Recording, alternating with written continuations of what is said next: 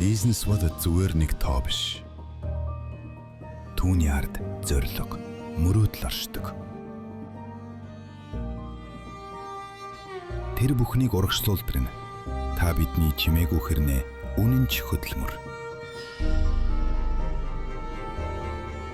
Энэ жил бид зүгээр нэг төлбөр тооцооны үйлчлэгээ үзүүлсэнгүй. Бид харилцагч нартайгаа хамт ахиц дэвшлийг бүтээлээ. Бид зүгээр нэг бизнесийг дэмжээгүй. Бид түүнийг бүтээж буй хүмүүстэй хамт зогслоо. Bonum гэдрийн латин хэлээр сайн гэсэн утгатай.